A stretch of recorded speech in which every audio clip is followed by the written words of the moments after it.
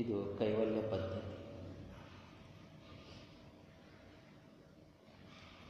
ಲೋಕಹಿತ ಚಿಂತಕರಾದ ಶ್ರೀಮನ್ ನಿಜಗುಣ ಶಿವಯೋಗಿಗಳು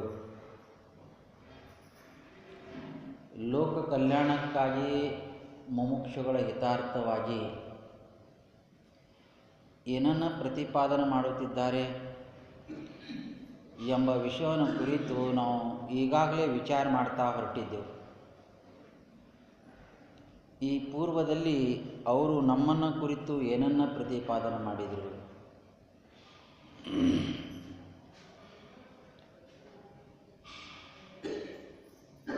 ಯುಗಗಳ ಪರಿವರ್ತನೆ ಆದ ಹಾಗೆ ಮನುಷ್ಯನ ಬುದ್ಧಿ ಜಡ ಆಗ್ತಾ ಬಂತು. ಹಾಗಾಗಿ ಸಂತ ಮಹಾಂತರು ಶರಣರು ಈ ಲೋಕದಲ್ಲಿ ಪ್ರವೇಶ ಆದರು. ಸಂತ ಎಂಬ ಹೆಸರಿನಿಂದ, ಶರಣ ಎಂಬ ಹೆಸರಿನಿಂದ, ಮಹಾತ್ಮ ಎಂಬ ಹೆಸರಿನಿಂದ, ಅರ್ಥಾತ್ ಗುರು ಎಂಬ ಹೆಸರಿನಿಂದ ಈ ಲೋಕದಲ್ಲಿ ಅವರೇನಾದರೂ ಪ್ರವೇಶ ಆದರು. ಅವರ ಜನ್ಮಲ್ಲ, ಅವರ ಪ್ರವೇಶ ಅಂತ ಅರ್ಥ. ಅವರ ಜನ್ಮಲ್ಲ, ಅವರ ಅವತಾರ ಅಂತ ಅರ್ಥ. ಹಾಗೆ ಶ್ರೀಮನ್ ನಿಜಗುಣ ಶಿವಯೋಗಿಗಳ ಸುಮ್ಮನೆ ನಿಮಿತ್ತ ರಾಜ ಅಥವಾ ಮತ್ತೊಂದು ಮಗದೊಂದು ಅಂತ ಒಂದು ಅವ್ಯಕ್ತ ಶಕ್ತಿ ಅವರಿಗೆ ಲೋಕ ಕಲ್ಯಾಣಕ್ಕಾಗಿಯೇ ಈ ಭೂಮಿಗೆ ಕಳಿಸಿದ್ದು ಅಂತ ಅರ್ಥ. ಶಂಕರಾಚಾರ್ಯರು ಬಂದರು, ಮಧ್ವಾಚಾರ್ಯರು ಬಂದರು, ರಾಮಾನುಜಾಚಾರ್ಯರು ಬಂದರು, ಪುರಂದಾಸರು ಬಂದರು, ಕನಕದಾಸರು ಬಂದರು. ಅನೇಕ ಮಾನ್ಯರು ಈ ಭೂಮಿಯ ಮೇಲೆ ಜನ್ಮವನ್ನು ತಾಳಿದರು. ಅಗಾಧ ಕೊಡುಗೆಯನ್ನು ಮಾನವನ ಒಳತಿಗಾಗಿ ಅವರು ಹೇಳಿ ಬಿತ್ತಿ ಹೋದರು. ಒಂದು ಅಪರೂಪದ ಸಂಗತಿ ಅಂತಂದ್ರೆ ಶ್ರೀಮನ್ ನಿಜಗುಣ ಶಿವಯೋಗಿಗಳು ಮಹಾಮೇಧಾವಿಗಳು, ಅಪಾರವಾದ ವಿದ್ವಾಂಸ, ಪಾಂಡಿತ್ಯ. ಅದು ಹ್ಯಾಂಗೆ ಕೂಡ್ಕೊಂಡಿತ್ತು ಅಂತಂದ್ರೆ ಅದು ತಪಸ್ಸಿನಿಂದ ಕೂಡಿತ್ತು, ಅದು ಸಿದ್ಧಿಯಿಂದ ಕೂಡಿತ್ತು. ಇದರ ಜೊತೆಗೆ ಆತ್ಮಜ್ಞಾನ ಬೆರ್ತಾಗ ಅದಕ್ಕೊಂದು ಸ್ವಭಗ, ಅದಕ್ಕೊಂದು ಸುಗಂಧ ಉಂಟಾಯಿತು. ಕೇವಲ ತಪಸ್ಸಿನಿಂದ ಉಂಟಾಗಲ್ಪಟ್ಟಂಥ ಕೇವಲ ಸಿದ್ಧಿ ಇತ್ತು ಅಂತಂದ್ರೆ, ಶಬ್ದ ನೋಡಿ, ಕೇವಲ ಸಿದ್ಧಿ ಇತ್ತು ಅಂದ್ರೆ ಜಗತ್ತು ವಿಖ್ಯಾತ ಆಗಬಹುದು. ಏನಾಗ್ಬೋದು? ಮನೆಯಲ್ಲಿ ಅವನು ಫೋಟೋ ಹಾಕ್ಬೋದು, ಅವನಿಗೆ ಹೊಗಳಬಹುದು, ಯಾಕೆ ಸಿದ್ಧಿಯ ಬಲ. ಆದರೆ ಆತ್ಮಜ್ಞಾನ ಅವನಿಗಿಲ್ಲ ಅಂದ್ರೆ ಅವನಿಗೆ ನರಕವೇ ಗತಿ. ಜನ ಅವನು ಫೋಟೋ ಹಾಕಿ ಪೂಜೆ ಮಾಡ್ತಾರೆ, ಮತ್ತೊಂದು ಮಾಡ್ತಾರೆ, ಇನ್ನೊಂದು ಆದ ಅವನಿಗೆ ನರಕವೇ ಗತಿ. ನಿತಾಂತ ಓದಬೇಕು ತಾವು. ಈಶಾವಾಸ್ಯ ಉಪನಿಷತ್ತಿನ ಮಂತ್ರ ಹೇಳ್ತದೆ ಇದು. ಏಕೆ ಚಾತ್ಮನೋ ಜನಾಹ ಅಂದ್ರೆ ಆತ್ಮನನ್ನು ತಿಳಿದೇ ಇದ್ದವನು ಅಂಧಂ ತಮ ಪ್ರವಿಶಂತಿ ಏ ಅವಿದ್ಯಾ ಮುಪಾಸತೆ. ಇವರು ಅಂಧಕಾರ ಲೋಕಕ್ಕೆ ಹೋಗ್ತಾರಂತ ಅರ್ಥ. ಯಾರು? ಚ ಆತ್ಮನೋ ಆತ್ಮಹನ ಜನಃ. ಇವರು ಆತ್ಮನನ್ನು ತಿಳ್ಕೊಳ್ದಿದ್ದವರು, ತನ್ನನ್ನೇ ತಾನು ತಿಳ್ಕೊಳ್ದಿದ್ದವರು ಯಾವುದೊಂದು ಕ್ಷುದ್ರ ವಿದ್ಯಾಗ. ಈಗ ನೀವು ನೋಡ್ರಿ, ಜಪ ಮಾಡಿರಿ, ಧ್ಯಾನ ಮಾಡಿರಿ, ಮಾಡ್ತಾ ನೀವೇನು ಹೇಳ್ತಿರೋದು ಆಗ್ತಾ ಇರ್ತದೆ. ಅವ್ನು ಹೇಳ್ದಪ್ಪ ಹಂಗೆ ಆಯ್ತು ನೋಡು ಅಂತಂತಾರೆ. ಯಾಕೆ? ಅದು ನಮಗೆ ಗುರ್ತಾಗಂಗಲ್ಲ, ಶಕ್ತಿ ಬರೋದು. ಜಪ, ಧ್ಯಾನ, ಸಾತ್ವಿಕತೆ ನಾವು ಚೆನ್ನಾಗಿದ್ದೇವೆ ಅಂದ್ರೆ ಸಾಕು, ಅದು ತಂತಾನೆ ಇಂದ್ರಿಯಗಳು ಅವು ಸಾತ್ವಿಕದಲ್ಲಿ ಸತ್ವದಲ್ಲಿ ಪ್ರವೃತ್ತಿ ಆಗ್ತವಂತ ಅರ್ಥ. ಅದು ನಮಗೆ ಗುರುತಾಗಂಗಿಲ್ಲ. ಸ್ವಲ್ಪ ಮುಟ್ರಿ ಅಂತಾರೆ, ಸ್ವಲ್ಪ ಪಾದ ಇಡ್ರಿ ಅಂತಾರೆ. ಯಾಕೆ? ಅದೇನೋ ಸಾತ್ವಿಕತೆ ಇರ್ತದೆ, ಅದು ನಮಗೆ ಗುರುತಾಗಂಗಿಲ್ಲ. ಹಾಗೆ ಅಂತ ಅಮೋಘ ಸಾತ್ವಿಕದ ತಪಸ್ಸಿನ ತಳಹಾದಿಯಲ್ಲಿ ಹಿಡಿದ ನಿಜಗುಣ ಶಿವಯೋಗಿಗಳು ಬಹಳಷ್ಟು ಅವರು ವಿಚಿತ್ರವಾದ ಕಥೆಗಳಿವೆ. ನಮಗೆ ಸಮಯ ಇಲ್ಲ, ಸುಮ್ಮನೆ ಒಂದು ಪ್ರಸಂಗ ಹೇಳಿ ಪ್ರಸ್ತುತಿ ವಿಷಯಕ್ಕೆ ಬರ್ತೀನಿ. ನಿಜಗುಣ ಶಿವಯೋಗಿಗಳು ಒಬ್ಬ ರಾಜ, ಅವ ಯಾರು? ನಿಜಗುಣ ಶಿವಯೋಗಿಗಳು ಒಬ್ಬ ರಾಜ. ರಾಜ ಅಂದ್ರೆ ಏನಿರಂಗಿಲ್ರಿ, ಇದು ಬೇಡ ಅಂತ ಬಿಟ್ಟು ಬಂದರು. ಯಾಜ್ಞವಾಲಿಕರು ಒಬ್ಬ ರಾಜರು, ಅವ್ರಿಗೆ ಇಬ್ಬರು ಗಂಡರು. ಓರ್ವಳ ಹೆಸರು ಮೈತ್ರಾದೇವಿ, ಇನ್ನೋರ್ವಳ ಹೆಸರು ಕಾತ್ಯಾಯನಿ. ಯಾಜ್ಞವಾಲಿಕರು ಈ ರಾಜ್ಯದಲ್ಲಿ ಸುಖ ಶಾಂತಿ ನೆಮ್ಮದಿ ಇದು ಇಲ್ಲ, ಇಲ್ಲಿನ ಮುಕ್ತ ಆಗಂಗಿಲ್ಲ ಅಂತ ತಿಳ್ಕೊಂಡು ಬಿಟ್ಟು ಬಂದರು.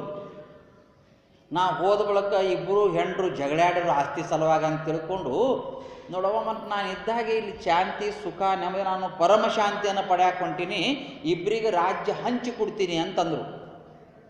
ಆಗ ಚಿಕ್ಕ ಹೆಂಡತಿ ಮೈತ್ರಾದೇವಿ ಅಂತಾಳ, ಹಂಚುದು ಮಾಡುವುದು ಏನೂ ಬೇಡ, ನನಗಂತೂ ಏನೂ ಬೇಡ, ನೀವು ಏನು ಪಡೆಯಕ್ಕೆ ಹೊಂಟಿರಲ್ಲ ಅದು ನನಗೆ ಬೇಕು ಅಂತ ಹೇಳ್ತಾಳೆ. ನೋಡಿ, ಆದರೆ ಕಾತ್ಯಾಯನಿ ಅಂತಾಳ, ನೀವು ಏನ್ರಿ ಮಾಡಿರಿ ನನಗೆ ರಾಜ್ಯ ಬೇಕು ಅಂತ ಆಕೆ ಅಂತಾಳೆ.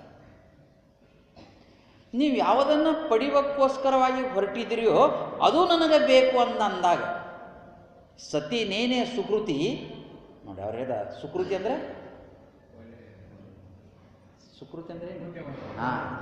ಸುಕೃತಿ ಅಂದ್ರೇನು? ಪುಣ್ಯವಂತ. ಸತಿ ನೇನೇ ಸುಕೃತಿ. ಸತಿ ಅಂದ್ರೆ ಸತಿ ನೇನೇ ಸುಕೃತಿ ಅದ್ವೈತನ ಅರಿಯಲಿಕ್ಕೆ. ಈ ಪರಮ ತತ್ವ ಇದೇನು ಹೇಳ್ತಾ ಇದೀವಿ ನಾವು? ಅದ್ವೈತ ತತ್ವ ಹೇಳ್ತಾ ಇದೀವಿ. ಅದ್ವೈತವನ್ನು ಅರಿಯಲಿಕ್ಕೆ ಮತಿ ಉಂಟೆ ಜಡರಿಗೆ. ಜಡ ಬುದ್ಧಿ ಉಳ್ಳವರಿಗೆ ಇದು ಬೇಡ ಅನ್ನಿಸ್ತದೆ.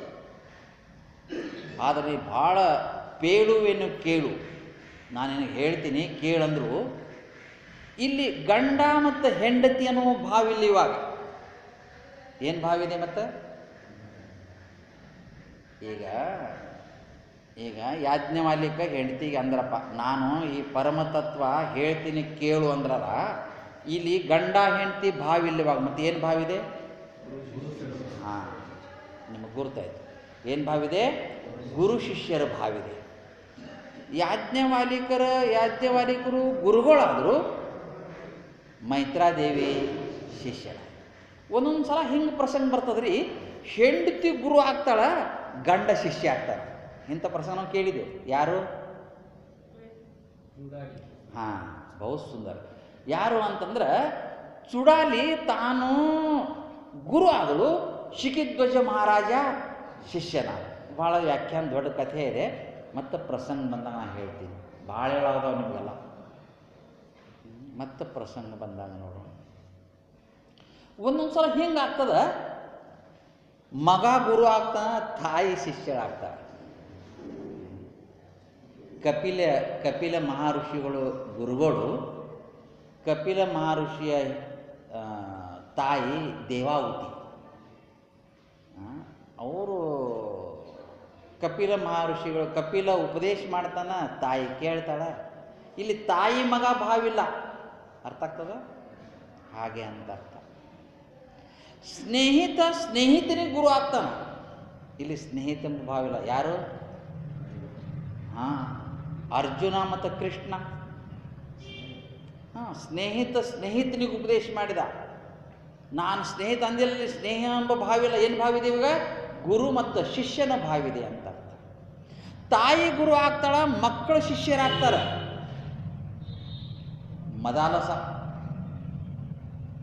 ಮದಾಲಸ ಮಹಾರಾಣಿ, ಋತಧ್ವಜ ಅಂತ ರಾಜ. ಇವರಿಗೆ 3 ಜನ ಮಕ್ಕಳು. ಮಹಾರಾಣಿ ನೋಡಿ ಅಷ್ಟು ಅಮೋಘ ತತ್ವವನ್ನು ತಿಳ್ಕೊಂಡಿದ್ರು ಈ ವೈಭವದ ಮಧ್ಯದಲ್ಲಿ. ಯಾವ ವೈಭವ? ರಾಜ್ಯ ವೈಭವದ ಮಧ್ಯದಲ್ಲಿ ಅಂಥ ಅಮೋಘ ತತ್ವವನ್ನು ತಿಳ್ಕೊಂಡು ಮಕ್ಕಳಿಗೆ ಕರೆಸ್ತಾಳೆ, ಒಬ್ಬ ಮಗನಿಗೆ ಬೋಧ ಮಾಡ್ತಾಳೆ ಈ ತತ್ವದ್ದು. ಇದು ಸ್ವಪ್ನ ಇದೆ, ಇದು ಹಾಗಿದೆ, ಇದೇನೂ ಇಲ್ಲಪ್ಪ. ಒಂದು ದಿವಸ ನಾವು ಮಾತಾಡ್ಬೇಕು. ಅಮ್ಮ ಈ ಕಡೆ ಬರಲಿ, ಎಷ್ಟೊಂದು ಜಾಗ ಬಿಟ್ಟಿರಲಿ, ನೀವೆಲ್ಲ ಕರಿಬೇಕ್ರಿ. ನಮ್ಮ ಮುಂದಕ್ಕೆ ಹೋಗ್ತಾವ್ರು, ಕರಿ ಅವರಿಗೆ. ಈ ಕಡೆ ಬರ್ರಿ, ಏ ತಾಯಿ ಬರ್ರಿ.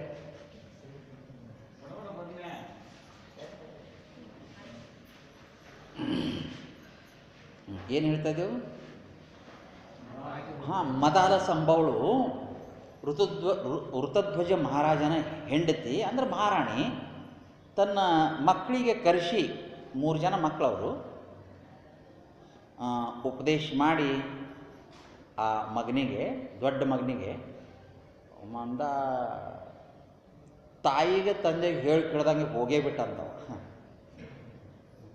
ಖೋಜತ ಖೋಜತ ದೇಶ ಫಿರೆ, ಅಂದ್ರೆ ಗುರು ಎಲ್ಲಿ ಅದನ್ನು ಅವನುಗಳು ಉಪದೇಶ ತೊಗೋಬೇಕು, ಇನ್ನೂ ತಿಳ್ಕೋಬೇಕಂತವ ಸುತ್ತಾಡಿ ಹೋಗಿ ಜ್ಞಾನಿ ಆದಂತ ರಾಜ ಬಿಟ್ಟವ.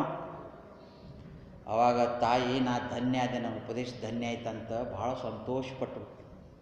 ಯಾವ ತಾನೇ ತಾಯಿ ಸಂತೋಷ ಪಡೋಕ್ಕೆ ಸಾಧ್ಯ? ಅಂಥ ತಾಯಿ ಅಂದ್ರೆ ಅವಳು ಮದಾಲಸ. ನಮ್ಮ ಭಾರತ ದೇಶ ಎಷ್ಟು ಶ್ರೀಮಂತ ಅಂಬುದು ತಿಳ್ಕೊಳ್ಳಿ, ಎಷ್ಟು ತ್ಯಾಗಮಯದಿಂದ ಕೂಡ್ಕೊಡು ಅಂತ ತಿಳ್ಕೊಳ್ಳಿ. ಅಂಥ ಭೂಮಿಯಲ್ಲಿ ನಾವು ಹುಟ್ಟಿದ್ದೀವಿ ಅಂತಂದ್ರೆ ಎಂಥ ಒಂದು ಅಹೋಭಾಗ್ಯ ನಮ್ಮದು. ಪವಿತ್ರವಾದ ಹೊಳಿಗಳು, ನದಿಗಳು ನಮ್ಮ ದೇಶದಲ್ಲಿ ಹರಿದಿವೆ. ಅನೇಕ ಋಷಿ ಪುಂಗವರು ನಮ್ಮ ದೇಶದಲ್ಲಿದ್ದಾರೆ. ಅನೇಕ ಸಂತ ಮಹಾಂತರು ನಮ್ಮ ದೇಶದಲ್ಲಿ ಆಗೋದ್ರು. ಗ್ರೀಕ್ ಅಂತ ಒಂದು ದೇಶ, ಆ ಗ್ರೀಕ್ ದೇಶದ ರಾಜಧಾನಿ ಅಥೆನ್ಸ್ ಅಂತ. ಅಲ್ಲಿ ಒಬ್ಬನೇ ಒಬ್ಬ ಸಂತ, ಒಬ್ಬನೇ ಒಬ್ಬ ಮಹಾಂತ, ಇಡೀ ದೇಶಕ್ಕೆ ಅವನು ಸಾಕ್ರೆಟಿಸ್. ಮುಗಿತಪ್ಪ ಕತೆ ಅವರು. ನಮ್ದು ಹಂಗಾಗಿಲ್ಲ. ಶಂಕರಾಚಾರ್ಯ ಆದರು, ಮಧ್ವಾಚಾರ್ಯ ಆದರು, ರಾಮಾನುಜಾಚಾರ್ಯ, ಮುಂದೆ ಬಸವಣ್ಣವ್ರು ಆದರು, ಅವರಾದರು, ಇವರಾದರು, ಒಬ್ಬರು ಇಬ್ಬರು. ಎಲ್ಲಿ ನಾವು ಎಲ್ಲಿದ್ದೆವು? ಪತ್ತೆಯಾಗಿದ್ದಾರೆ. ಭಾತಿ ಸರ್ವೇಶು ವೇದೇಶು ರತಿ ಇತಿ ಭಾರತ. ಭಾರತ ಶಬ್ದಕ್ಕೆ ಅರ್ಥ ಮಾಡ್ಕೊಂಡು ಬರ್ತಾರೆ. ಯಾವನು ವೇದಗಳನ್ನು ಪ್ರೀತಿಸುತ್ತಾನೆಯೋ, ಯಾವನು ಬೆಳಕನ್ನು ಪ್ರೀತಿಸುತ್ತಾನೆಯೋ, ಯಾವನೇ ಅಧ್ಯಾತ್ಮವನ್ನು ಪ್ರೀತಿಸ್ತಾನೋ ಅವ ಭಾರತೀಯ ಅಂತ ಅರ್ಥ. ಭಾತಿ ಸರ್ವೇಶು ವೇದೇಶು ರತಿ ಇತಿ ಭಾರತ. ರತಿ ಅಂದರೆ ಪ್ರೀತಿ. ಅಂಥ ಭಾರತೀಯರು ನಾವು ಹೆಮ್ಮೆ ಪಡಬೇಕಾಗ್ತದೆ. ನಾ ಯಾಕೆ ಹೇಳ್ತಾ ಇದ್ದೀನಿ ಅಂತಂದ್ರೆ, ಮದಾಲಸ ಮಗಳಿಗೆ ಹೇಳಿ ಕಳಿಸಿದ್ರು. ಎಷ್ಟು ಜನ ಹೋದ್ರು? 2 ಹೋದ್ರು. ಅವಾಗ ಇನ್ನೊಬ್ಬ ಮಗನಿಗೆ ಕರೆದ್ರು. ರಾಜಾಗ ಭಾಳ ಬೇಜಾರಾಯಿತು. ಋತಧ್ವಜ ಮಹಾರಾಜನಿಗೆ ಭಾಳ ಬೇಜಾರಾಯಿತು.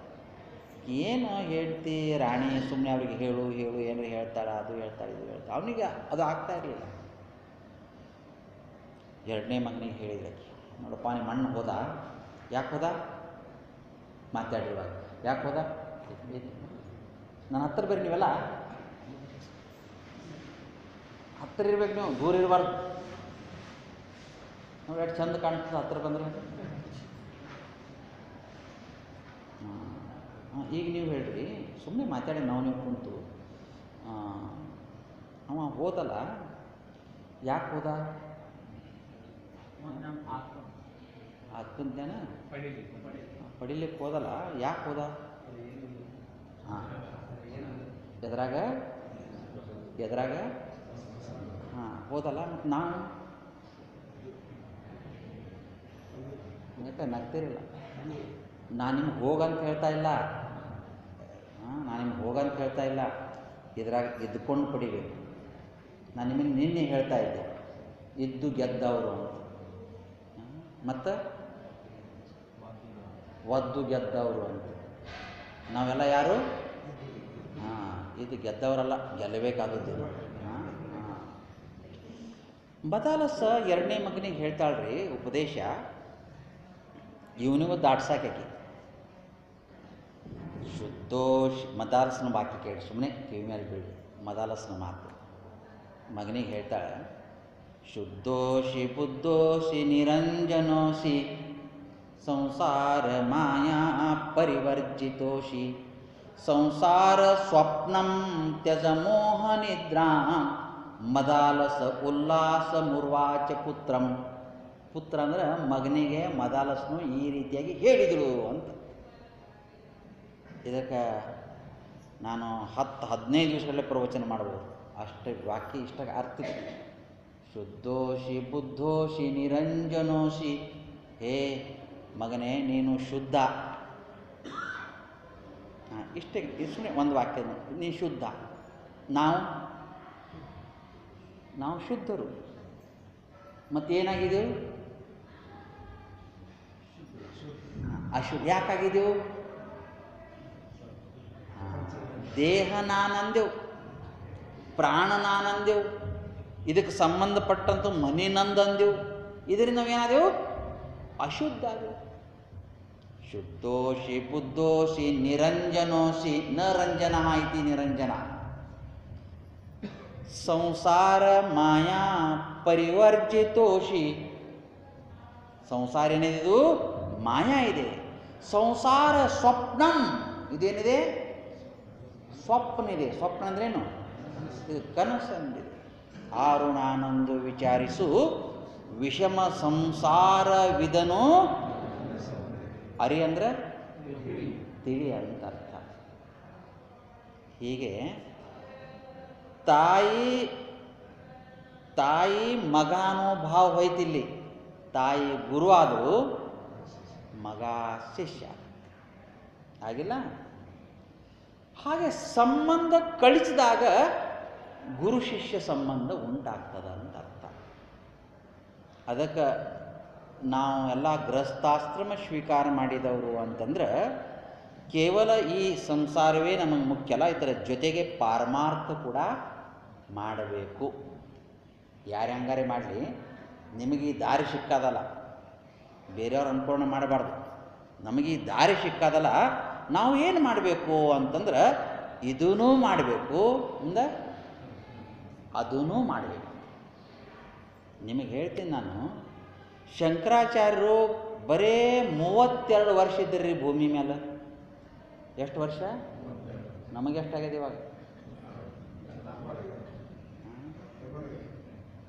ಬರೀ 32 ವರ್ಷ ಭೂಮಿ ಮೇಲೆ ಇದ್ದವರು ಅವರು.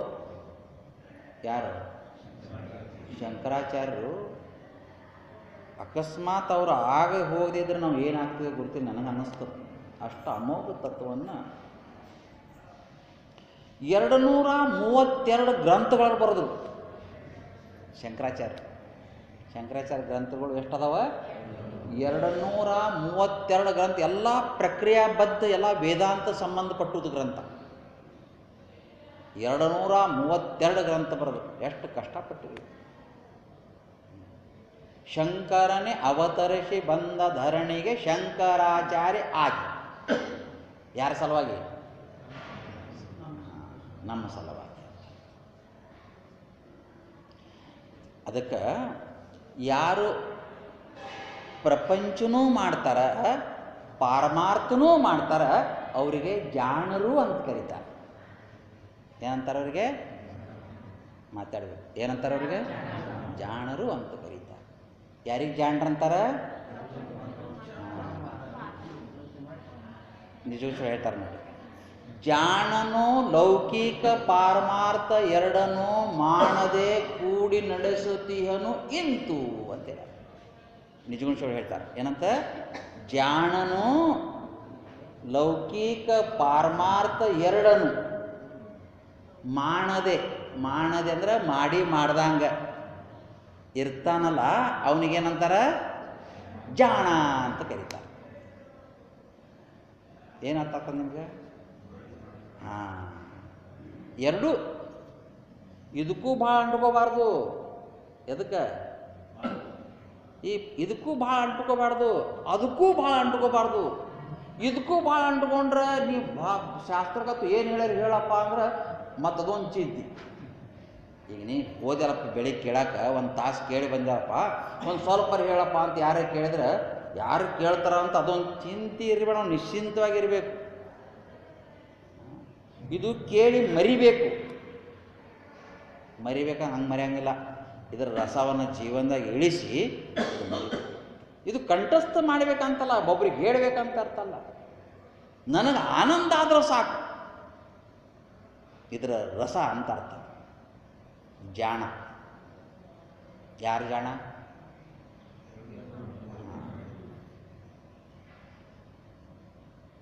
ಜಾಣರ ಜಾಣ. ಎರಡನೇ ಯಾರವರು?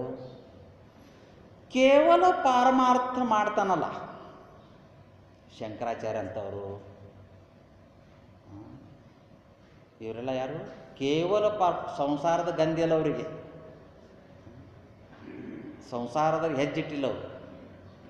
ಇವರು ಯಾರು? ಜಾಣರು.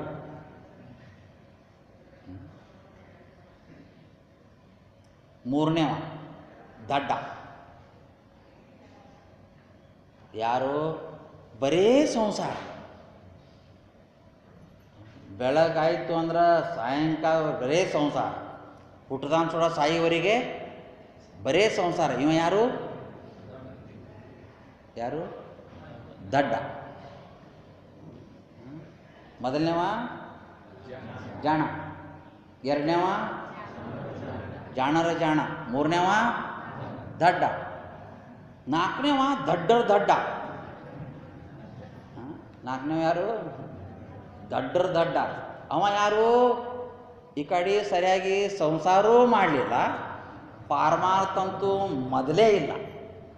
ಶಬ್ದ ಕೇಳಿ, ಪಾರಮಾರ್ಥಂತೂ ಮೊದಲೇ ಇಲ್ಲ, ಸಂಸಾರ ಸರಿಯಾಗಿ ಮಾಡಲ, ಕುಡಿದು ಚರಂಡಿಯಾಗಿ ಬೀಳ್ತಾನಲ್ಲ ಅವ ಯಾರು?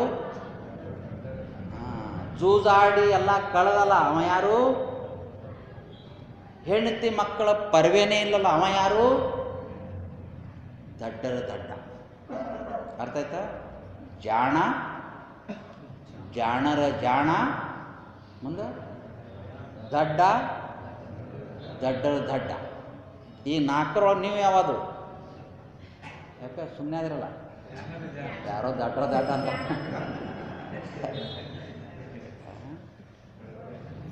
ಅರ್ಥ ಆಗಲ್ಲ. ಅದಕ್ಕೆ ನಿಜಗುಣ ಶಿವಳ ಅಂತಾರ, ಇದೂ ಮಾಡು ಅಂತ ಇವತ್ತು ನಾವು ನೀತಿ ಕ್ರಿಯಾಚಾರ್ಯ ಸ್ಥಳ ನೋಡಕ್ಕೆ ಹೊರಟಿದ್ದೀವಿ. ಯಾವ ಸ್ಥಳ? ನೋಡಿಲ್ಲ? ಏನು ನೋಡಿದೆವು? ಶಿವಕಾರುಣ್ಯ ಸ್ಥಳ ನಾವು ತಿಳ್ಕೊಂಡೆವು, ಬಳಿಕ ಜೀವ ಸಂಬೋಧನ ಸ್ಥಳ ನಾವು ತಿಳ್ಕೊಂಡೆವು. ಇವತ್ತು ನಾವು ನೀತಿ ಕ್ರಿಯಾಚಾರ್ಯ ಸ್ಥಳವನ್ನು ತಿಳ್ಕೊಳ್ಳೋಕೆ ಹೊರಟಿದ್ದೇವೆ. ನೀತಿ ಕ್ರಿಯಾಚರ್ಯ. ಕ್ರಿಯಾ ಅಂದ್ರೆ ಕರ್ಮ. ನೀತಿಯಿಂದ ಕರ್ಮ ಮಾಡು, ಅದರಂತೆ ನೀನು ನಡಿ. ಇದಕ್ಕೆ ಅರ್ಥ ನೀತಿ ಕ್ರಿಯಾಚರ್ಯ ಸ್ಥಳ. ಚರ್ಯ ಅಂದ್ರೆ ಆಚರಣೆ. ಚರ್ಯ ಶಬ್ದಕ್ಕೆ ಅರ್ಥ ಏನು? ಆಚರಣೆ. ಕಷ್ಟ ಇದೆ, ನಾ ಹೇಳಿದಷ್ಟು ಸುಲಭ ಅಲ್ಲ, ಆದರೆ ಪ್ರಯತ್ನ ಇದೆ. ಏನಿದೆ? ಪ್ರಯತ್ನ ಇದೆ. ಯಾವ ದಾರಿ ನಡೀತಾನ ಅವನಿಗೆ ಊರು ಸಿಗ್ತದ. ನಡಿಬೇಕು, ಪ್ರಯತ್ನ ಮಾಡಬೇಕು. ಇವತ್ತು ನಾಳೆ ಹೀಗೆ ಮಾಡ್ತಾ ಜನ್ಮ ಮುನಿ ಯಥನ ಕರೆ. ಯಥನ ಅಂದರೆ ಪ್ರಯತ್ನ. ಜನ್ಮಾಂತರದಲ್ಲಿ ಮುನಿಗಳು ಋಷಿಗಳು ಪ್ರಯತ್ನ ಮಾಡಿದ್ರಂತೆ. ಎದರ ಸಲುವಾಗಿ? ಹಣದ ಸಲುವಾಗಿ, ಸಂಸಾರ ಸಲುವಾಗಿ, ಎದರ ಸಲುವಾಗಿ ಹೇಳಿ? ಮತ್ತೆ ಎದರ ಸಲುವಾಗಿ ಪ್ರಯತ್ನ ಮಾಡಬೇಕು? ನೀವು ಪ್ರಯತ್ನ ಮಾಡಂಗಿಲ್ಲ ಅಂತ ಅರ್ಥ ಅಲ್ಲ, ಮಾಡ್ತೀರಿ. ಎದರ ಸಲುವಾಗಿ ಪ್ರಯತ್ನ ಮಾಡ್ತೀರಿ? ಸಂಸಾರ ಸಲುವಾಗಿ ಮಾಡಿದ್ರಿ. ಅದೇ ಪ್ರಯತ್ನ ಪಾರಮಾರ್ಥಕ್ಕಾಗಿ ಮಾಡಿದರೆ ನಾವು ಧನ್ಯ ಆಗಿ ಹೋಗ್ತೀವಿ. ಪ್ರಯತ್ನ ಮಾಡಲ್ಲ ಅಂತಲ್ಲ, ಮಾಡ್ತೇವೆ. ಎದ್ರ ಸಲುವಾಗಿ ಮಾಡ್ತೇವೆ? ಸಂಸಾರ ಸಲುವಾಗಿ ಮಾಡ್ತೀವಿ. ಅದೇ ಅಂಥದೇ ಪ್ರಯತ್ನ ನೀನು ಪಾರಮಾರ್ಥಕ್ಕೆ ಮಾಡಿದ್ಯಾದರೆ ನೀನು ಧನ್ಯ ಆಗ್ತೀವಿ. ಹಿತವಿದ ಅಹಿತವೆಂದು ಅತಿಶೇಷಿ ತಿಳಿಯುವುದೇ ಚಂದ ಅಮಮ. ನಿಜಗೊಂಡು ಸುಮ್ಮನೆ ವಾಕ್ಯ ನಾನು ಇವತ್ತು ಬಿಡಿಸ್ತೀನಿ. ಹಿಂಗೆ ಭಾಳ ಅದಾವ್ರಿ. ಅವರ ಅಮೋಘ ತತ್ವ ಅದು. ಮತ್ತು ನಮಗೆ ಸಮಯ ಕಡಿಮೆ ಇದೆಯಲ್ಲ, ಸುಮ್ಮನೆ ಅವ್ರದ್ದೊಂದು ವಾಕ್ಯ ಇವತ್ತು ನಾನು ನಿಮಗೆ ತಿಳಿಸ್ಬೇಕು ಅಂತ, ಮಹತ್ವದ ವಾಕ್ಯ ಅಂತ, ನಮಗೆ ಬೇಕಾದದ್ದು ಅಂತ, ಸಾರಭೂತುವುದು ಅಂತ ಕೇಳಿ. ಹಿತವಿದ ಅಹಿತವೆಂದ ಅತಿಶಯಸಿ ತಿಳಿಯುವುದೇ ಚಂದ ಅಮಮ. ಯಾವುದು ಸುಖ ಯಾವುದು ಸುಖ ಅಲ್ಲ ಎಂಬುದನ್ನು ತಿಳಿದುಕೊಳ್ಳುವುದು ಜೀವನಿಗೆ ಯೋಗ್ಯ. ಈ ಸಾಲಿನ ಅರ್ಥ ಯಾವುದು ಸುಖ ಅಲ್ಲ ಎಂಬುದನ್ನು ತಿಳಿದುಕೊಳ್ಳುವುದು ಜೀವನಿಗೆ ಯೋಗ್ಯ, ಆದರೂ ಆಶ್ಚರ್ಯ. ಅಮಮ ಅಂತೇಳಿ ನೋಡಿ, ಆದರೂ ಆಶ್ಚರ್ಯ. ಯಾಕೆ ಆಶ್ಚರ್ಯ ಅಂದರು? ಹೀಗೆ ಈ ಪದ್ಯದಾಗ ಅಮಮ ಅನ್ನೋ ಹಿಂಗೆ ಈ ಪದ್ಯದಾಗ ಒಟ್ಟಾರೆ ಒಂದು 32 ಈ ರೀತಿಯಾಗಿ ಅವರು ಈ ಪದ್ಯದಾಗ ಹೇಳ್ಕೊಂಡು ಬಂದಿದ್ದಾರೆ ನೋಡ್ರಿ.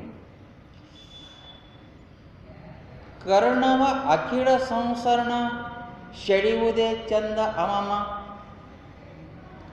ಶ್ರುತಿ ಮತ ವಿರಹಿತ ಆಗಿ ತಾನು ಉಳಿಪುದೇ ಚಂದ ಮಮ.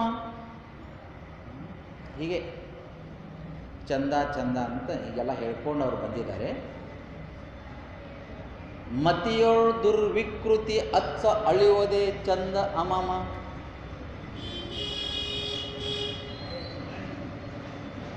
ಇದೊಂದು ನಮಗೆ ದಿವಸ ಯೋಚನೆ ಬರ್ತಾ ಇರ್ತದೆ.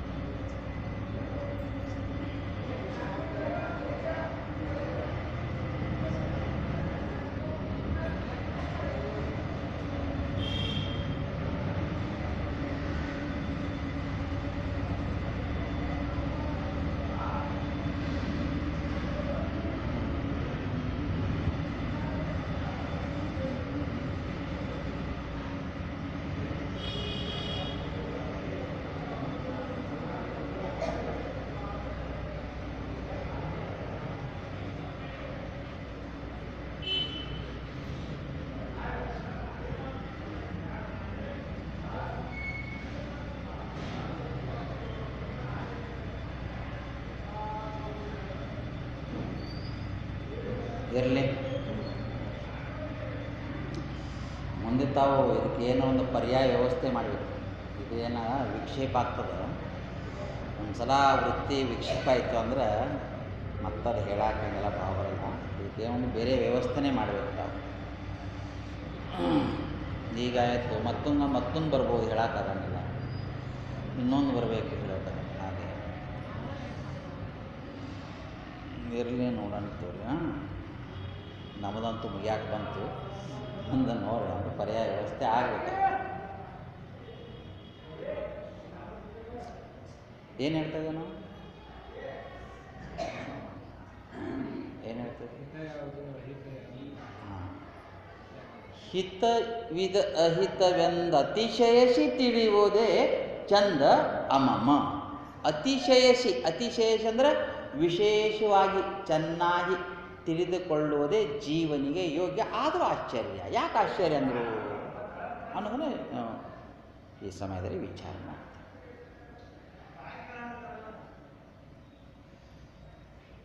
ನಿಮಗೆ ಗುರುತಿದೆ, ನಾವು ಇವಾಗ ಕಲಿಯುಗದಲ್ಲಿ ಇದೆವು. ಯಾವ ಯುಗದಲ್ಲಿದೆವು? ಕಲಿಯುಗದಲ್ಲಿ ನಾವು ಸಂಚಾರ ಮಾಡ್ತಾ ಇದ್ದೇವೆ. ಮೊದಲನೇ ಯುಗ ಇತ್ತು ಸತ್ಯಯುಗ. ಆ ಯುಗಕ್ಕೆ ಕೃತಾಯುಗ ಅಂತ ಕರೀತಾರೆ.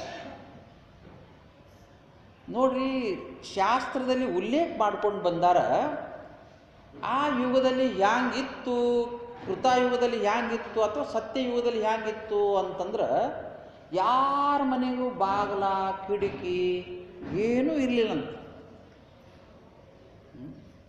ಯಾಕೆ? ಸತ್ಯಯುಗ ಅಲ್ಲದು. ಸಕಾಲಕ್ಕೆ ಮಳಿ ಬೆಳಿ, ಪೊಲೀಸ್ ಸ್ಟೇಷನ್ ಇರಲಿಲ್ಲ, ಮುಂದೆ ಕೋರ್ಟ್ ಇರಲಿಲ್ಲ. ಇವೆಲ್ಲ ಯಾಕೆ? ನೀತಿ ಇಲ್ಲದೆ ಇರೋಣದಿಂದ, ನೀತಿ ತಪ್ಪಿದವರಕ್ಕೋಸ್ಕರವಾಗಿ, ಅನೀತಿಯಲ್ಲಿ ಅನೈತಿಕದಲ್ಲಿ ಇಳಿದವರಿಗೆ ಪೊಲೀಸ್ ಸ್ಟೇಷನ್ ಬೇಕಾಯಿತು, ಮುಂದೆ ಕೋರ್ಟ್ಗಳು ಬೇಕಾಯಿತು, ಮತ್ತೊಂದು ಬೇಕಾಯಿತು, ಮಗದೊಂದು ಬೇಕಾಯಿತು, ಉಪದೇಶ ಬೇಕಾಯಿತು. ಅವಾಗೆಲ್ಲರೂ ಸತ್ಯವಂತರು. ಯಾವ ಯುಗದಲ್ಲಿ?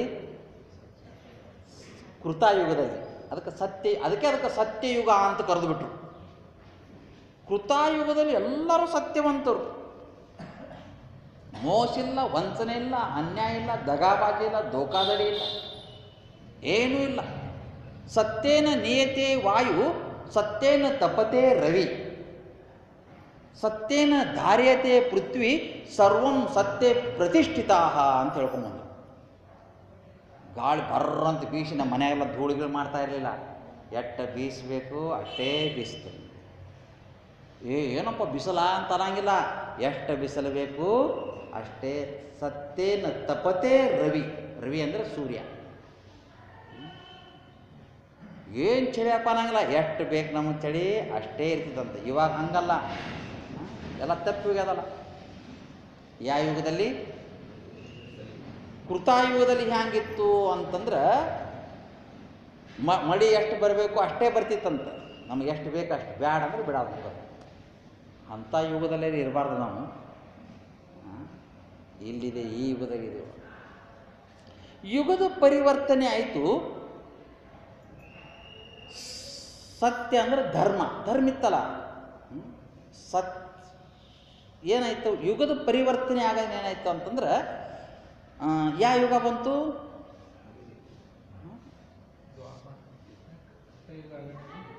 ತ್ರೈತಾಯುಗ. ಕೃತಾಯುಗನೇ ಯಾವ ಯುಗ? ತ್ರೈತಾಯುಗ. ಅವಾಗ ಏನಾಯಿತು ಅಂತಂದ್ರೆ ಕೆಲವರು ಒಳ್ಳೆಯವ್ರು ಹುಟ್ಟಿದ್ರಂತೆ, ಕೆಲವರು ಕೆಟ್ಟರು ಹುಟ್ಟಿರ. ಕೆಟ್ಟವರು ಅಂತಂದ್ರೆ ಅಕ್ರಾಳ ವಿಕ್ರಾಳ ಶರೀರ ಉಳ್ಳವರು, ರಾಕ್ಷಸರು. ಅವ್ರು ದುಷ್ಟರು. ನೀವು ಕತೆ ಕೇಳಿರಿ, ಶುಂಭನು ಶುಂಭ, ರಕ್ತ ಬೀಜಾಸುರ, ಬಿಡಾಲ, ಮಧುಕೈಟಭ, ದೇವಿ ಪುರಾಣದ ಬರ್ತಾರೆ. ಇವರೆಲ್ಲ ಇನ್ನೂ ಅಸಂಖ್ಯ, ಸ್ವಲ್ಪ ಹೇಳ್ಯಾರಲ್ಲಿ, ಇನ್ನು ಅಸಂಖ್ಯಾತಿಂಗ ರಾಕ್ಷಸರ ಗುಂಪಂತ. ಇವರೆಲ್ಲ ಅಕ್ರಾಳ ವಿಕ್ರಾಳ ಶರೀರ ಉಳ್ಳವರು, ಹಾಂಗೆ ಹೀಗೆ, ಅದರ ಜೊತೆ ದುಷ್ಟಗುಣ. ಇವರೆಲ್ಲ ಸೇರಿ ಏನು ಸತ್ಯವಂತರು ಏನು ಮಾಡಿದ್ರಪ್ಪ, ಇವ್ರ ಮೇಲೆ ಆಕ್ರಮಣ ಮಾಡಿ ಅವರಿಗೆಲ್ಲ ಸಾಯಿಸ್ಬಿಟ್ರು ರಾಕ್ಷಸರು. ಮುಂದೆ ಯುಗ ಪರಿವರ್ತನೆ ಆಯಿತು. ಕೃತಾಯುಗ, ತ್ರೈತಾಯುಗ, ದ್ವಾಪಾರಯುಗ. ದ್ವಾಪಾರ ಯುಗದಲ್ಲಿ ಏನಾಯಿತು ಅಂದ್ರೆ ಆ ಅಕ್ರಾಳ ವಿಕ್ರಾಳ ಶರೀರ ಹೋಯ್ತಂತ. ಕೆಟ್ಟ ಗುಣ ಉಳ್ಳವರು ಹುಟ್ಟಿದ್ರು.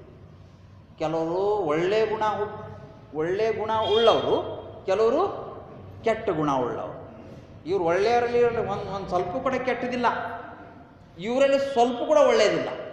ಅಂಥ ಎರಡು ಗುಂಪು ಹುಟ್ಟಿದವರು. ಕೌರವರು ಒತಾಟೆ, ಪಾಂಡವರು ಒತಾಟೆ. ಇವರೆಲ್ಲ ಎತ್ಕಿಂಚಿತ್ತಾದರೂ ಕೂಡ ಮೋಸ ವಂಚನೆ ಅಧರ್ಮ ಇಲ್ಲ. ಇವರಲ್ಲಿ ಎತ್ಕಿಂಚಿತ್ತು ಆದರೂ ಕೂಡ ಧರ್ಮದ ಮಾತೆ. ಇಂಥ ಜನ ಹುಟ್ಟುತ್ತಂತೆ ಯಾವ ಯುಗದಲ್ಲಿ? ಅವಾಗ ಇವರೇನು ಮಾಡಿದ್ರಂತ, ಸತ್ಯವಂತರು ಧರ್ಮವಂತರು ಏನು ಮಾಡಿದ್ರಪ್ಪ ಅಂದ್ರೆ ಅವ್ರ ಮೇಲೆ ಆಕ್ರಮಣ ಮಾಡಿ ಯುದ್ಧ ಮಾಡಿ ಅವರೆಲ್ಲ ಅದು ನಿರ್ಮೂಲ ಮಾಡಿದ್ರಂತ. ಯಾವ ಯುಗದಲ್ಲಿ?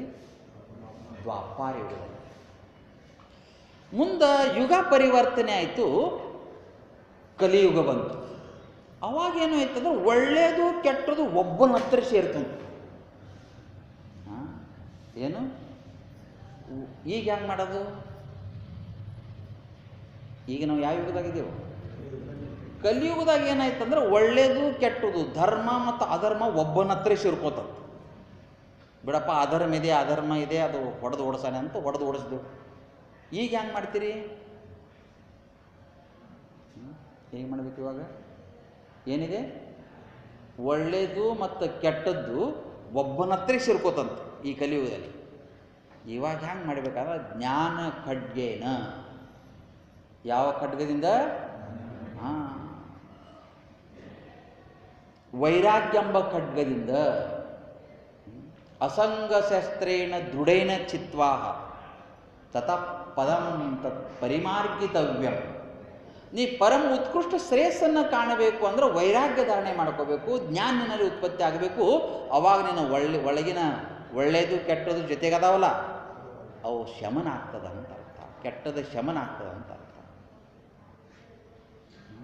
ಹಾಗೆ ಅದಕ್ಕೆ ನಿಜಗುಣ ಶಿವಳು ಹೇಳ್ತಾರ, ಹಿತವಿದ ಅಹಿತವೆಂದು ಅತಿಶೇಷಿ ತಿಳಿಯುವುದೇ ಚಂದ ಅಮಮ. ಯಾವುದು ಸುಖ ಇದೆ ಯಾವುದು ಸುಖ ಇಲ್ಲ ಎಂಬುದು ಚೆನ್ನಾಗಿ ತಿಳಿದುಕೊಳ್ಳುವುದು ಜೀವನಿಗೆ ಯೋಗ್ಯ, ಆದರೂ ಆಶ್ಚರ್ಯ. ಯಾಕೆ ಅಂತ ಕೇಳಿದ್ರೆ ದುಃಖನೇ ಸುಖ ಅಂತ ತಿಳ್ಕೊಂಡ, ಅದಕ್ಕೆ ಆಶ್ಚರ್ಯ. ಯಾರು? ಮನುಷ್ಯ ಅನ್ಬಾರ್ದು. ನಾವೇನಂತ ತಿಳ್ಕೊಂಡೆವು? ದುಃಖನೇ ಸುಖ ಅಂತ ತಿಳ್ಕೊಂಡು. ಯಾವುದು ದುಃಖಿದೆ? ಈ ದೇಹಾದಿ ಪ್ರಪಂಚ ದುಃಖಮಯ, ಅಶಾಂತಿಮಯ, ತಾಪತ್ರಯಗಳಿಂದ ಕೂಡಿದ್ದು. ಇದನ್ನೇ ಸುಖ ಅಂತ ತಿಳ್ಕೊಂಡು ಅದೇ ಆಶ್ಚರ್ಯ. ಮತ್ತೆ ಹೆಂಗೆ ಮಾಡಿದೆ ಇವಾಗ?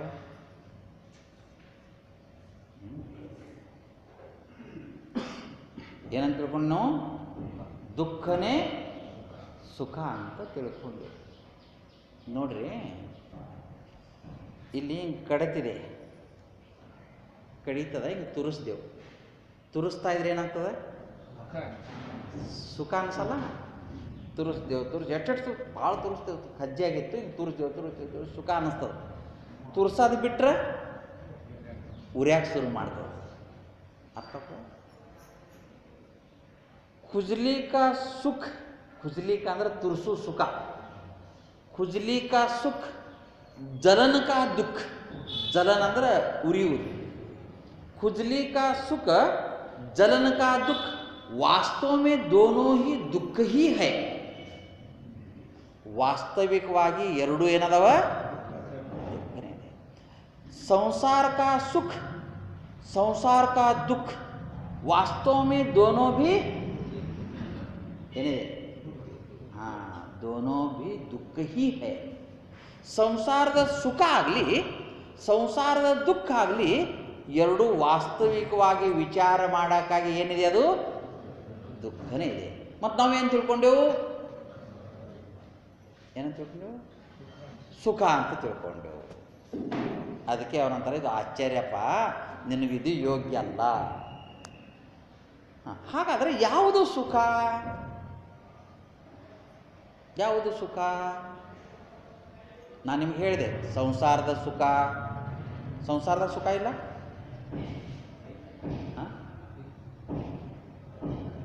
ನಾ ಏನು ಅನ್ನಂಗಿಲ್ಲ, ಹೇಳ್ರಿ ನಿಮಗೇನು.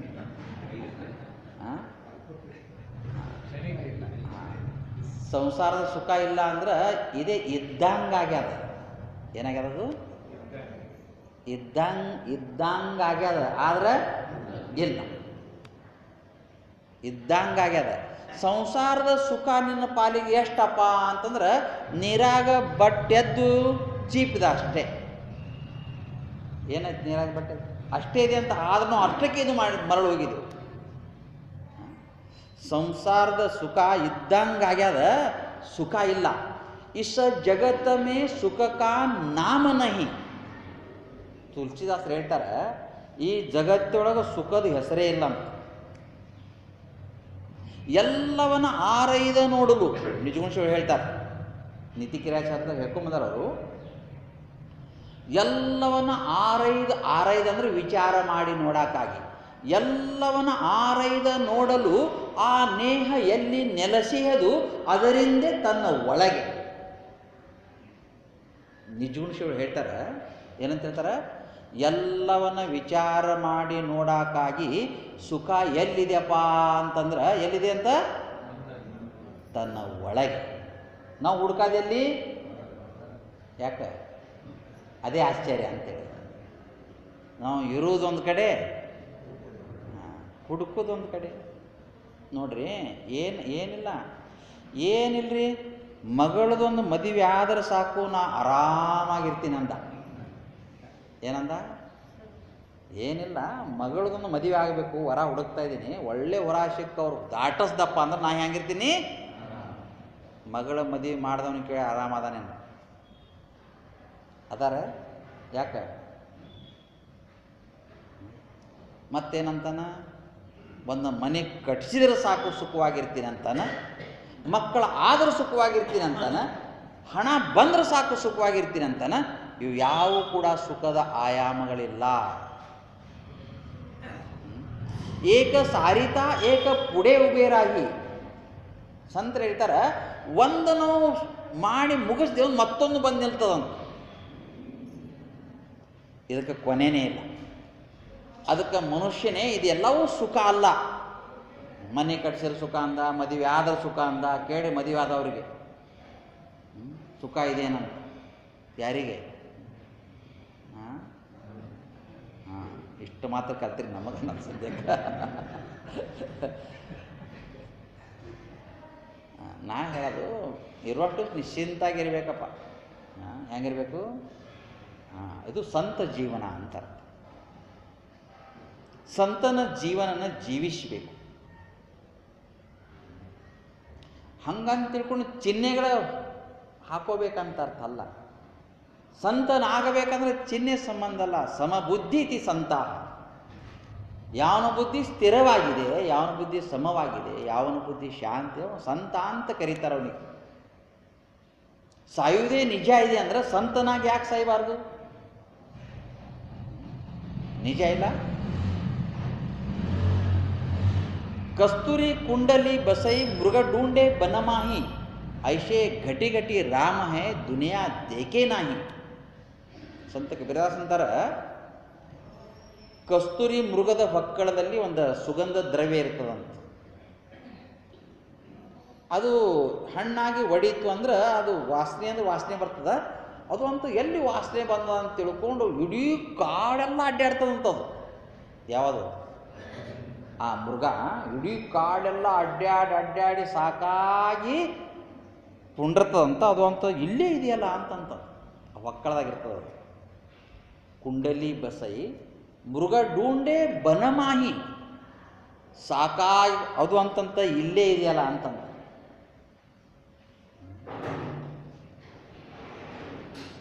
ಉಪ್ಪಿಟ್ಟು ಬಂದ್ಬಿಡ್ತು ನಿಮ್ಗೆ. ಆಯ್ತು, ಮುಗೀತವ.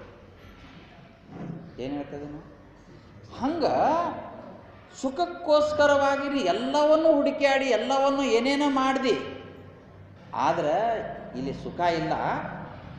ಅಂತರಮುಖಿ ಸದಾ ಸುಖಿ. ನಿಮಗೊಂದು ಉದಾಹರಣೆ ಹೇಳ್ತೀನಿ. ಒಬ್ಬ ಬ್ಯಾಸ್ಗೆ ದಿವಸ ದಾರ್ಯಾಗ ಹೊಂಟಿದಂತ. ದಾರ್ಯಾಗ ಹೋಗ್ಬೇಕಾದ್ರೆ ಅವನಿಗೆ ಯಾರ್ದೋ ಕರ್ಮಧರ್ಮ ಸಂಯೋಗಾನುಸಾರವಾಗಿ ಯಾರ್ದೋ ಚೈನ್ ಸರ ಬಂಗಾರದ ಹೊಸ್ತಾಗಿ ಮಾಡಿಸ್ಕೊಂಡಿದ. ಅದು ಕಟ್ಟಾಗಿ ಬಿದ್ದಿತ್ತು.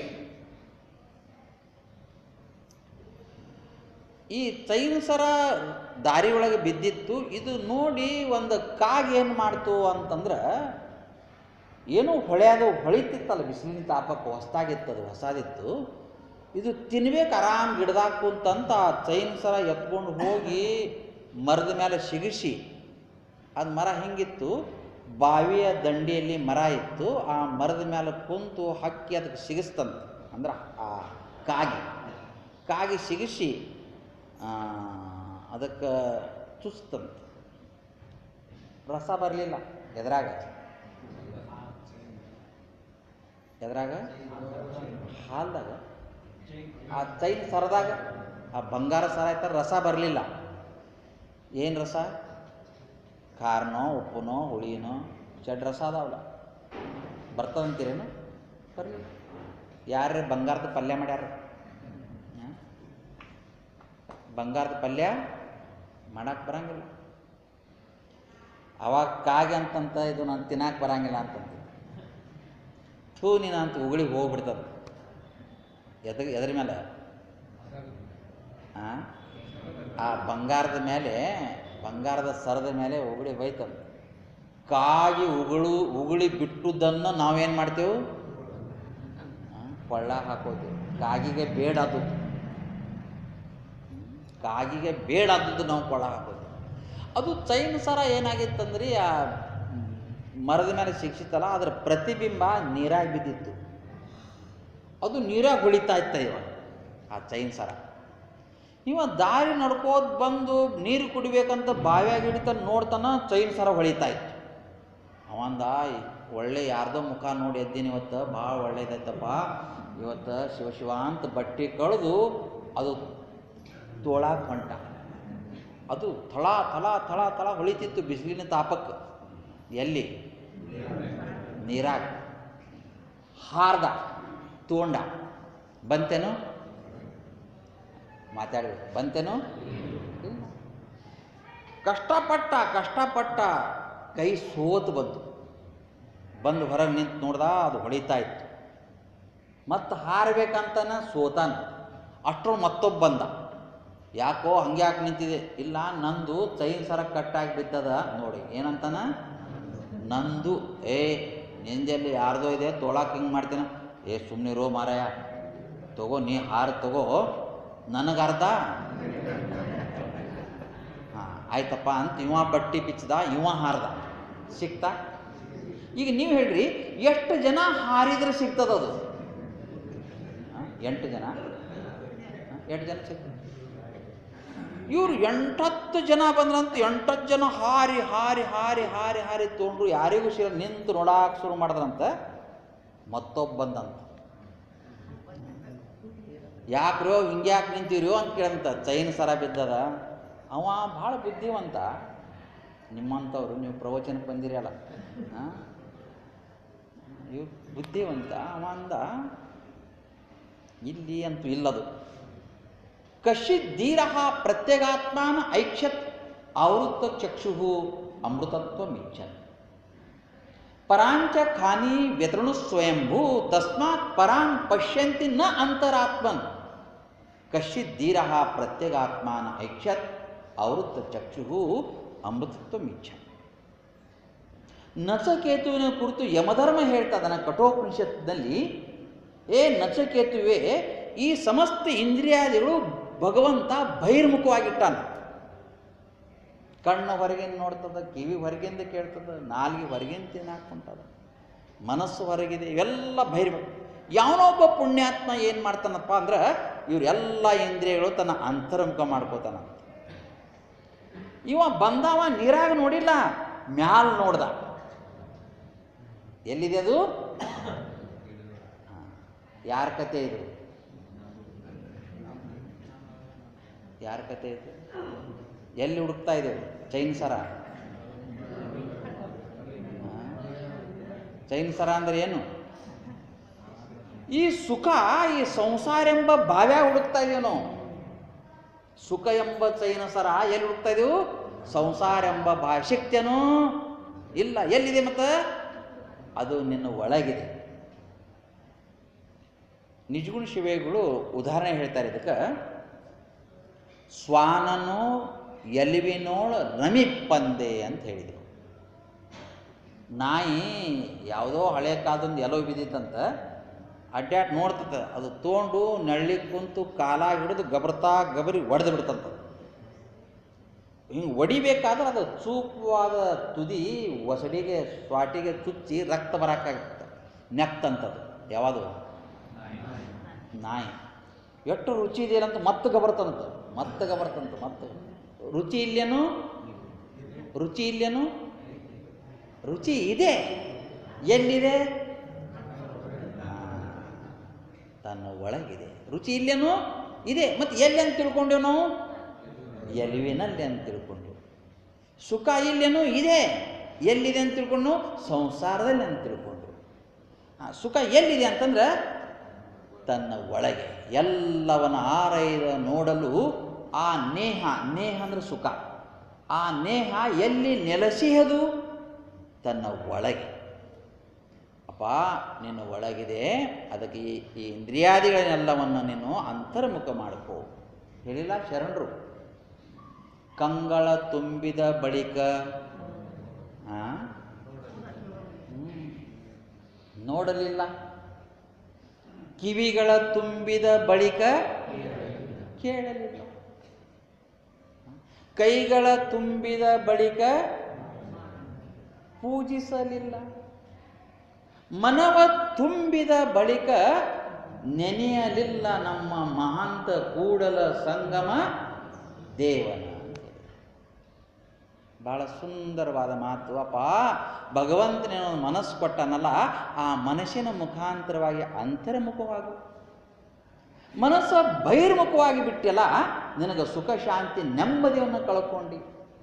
ನಾ ಎಲ್ಲರೇ ಹೋದರೆ ಹೇಳ್ತೀನಿ, ನಮಗೆ ಹಾಳು ಮಾಡೋ ಯಾವಪ್ಪ ಅಂತಂದ್ರೆ ವಸ್ತುಗಳಲ್ಲಿ ಪ್ರೀತಿ. ಏನು? ವಸ್ತುಗಳಲ್ಲಿ ಪ್ರೀತಿ. ಬೇಡ ಅಂತಲ್ಲ, ಎಷ್ಟು ಬೇಕು ಅಷ್ಟೇ ಇರಬೇಕು. ಏನೇನು? ವಸ್ತುಗಳಲ್ಲಿ ಪ್ರೀತಿ. ನೆನಪಿಡಬೇಕು. ಬದುಕಬೇಕೆಂಬ ಆಸೆ. ಆಸೆ ಮಾಡಿದ್ರೆ ಬದುಕಕ್ಕೆ ಸಾಧ್ಯ? ಬದುಕಕ್ಕೆ ಸಾಧ್ಯ? ಹಿಂಗೆ ಅನ್ಬೇಡ್ರಿ, ಹಿಂಗನ್ರಿ. ಹಿಂಗಂದ್ರೆ ಮತ್ತು ಹ್ಞೂ ಅಂತ ಅರ್ಥ. ಅದು ಹಿಂಗೆ ಅನ್ಬೇಕು. ವಸ್ತುಗಳಲ್ಲಿ ಮೊದಲನೇದು ವಸ್ತುಗಳಲ್ಲಿ ಪ್ರೀತಿ. ನಾನು ನಿಮಗೆ ಮೊನ್ನೆ ಹೇಳಿದ್ದೆ, ವಸ್ತು, ವ್ಯಕ್ತಿ, ಪರಿಸ್ಥಿತಿ, ತೀನೋಂಕೋ ಮತ್ ಚೂಡಿ, ಈ ಮೂರನ್ನು ಬಿಡಬೇಡ್ರಿ. ಯಾವ್ಯಾವು? वस्तु, व्यक्ति, परिस्थिति, इन तीनों को मत छोड़िए. यदि छूट जाता है तो उसको पीछे भी मत भागिए. अकस्मात बिಟ್ಟು ಹೋಗ್ತದ ಬೆನ್ನು ಹತ್ತಬೇಡ್ರಿ ಅಂತ ಹೇಳ್ಯಾರ. ಗತಂ ಗತಂ. ವಸ್ತುಗಳಲ್ಲಿ ಪ್ರೀತಿ, ಬದುಕಬೇಕೆಂಬ ಆಸೆ, ಭೋಗಿಸುವ ಇಚ್ಛೆ ಮೂರನೇದು ಇರಬಾರ್ದು. ಬದುಕಬೇಕೆಂಬ ಆಸೆ ಇರಬಾರ್ದು. ವಸ್ತುಗಳಲ್ಲಿ ಪ್ರೀತಿ ಇವು ಇರಬಾರ್ದು ಅಂತ ಹೇಳ್ತಾ ಇದ್ದೀನಿ. ಇರಬಾರ್ದು. ಸಾವಿನ ಭಯ ಎಷ್ಟದು? ಮತ್ತೊಂದು ಸಲ ಕೇಳಿ. ಅಂದರೆ ಮರಣದ ಭಯ. ಏನೇನು ನೋಡಿ? ವಸ್ತುಗಳಲ್ಲಿ ಪ್ರೀತಿ, ಬದುಕಬೇಕೆಂಬ ಆಸೆ, ಮುಂದೆ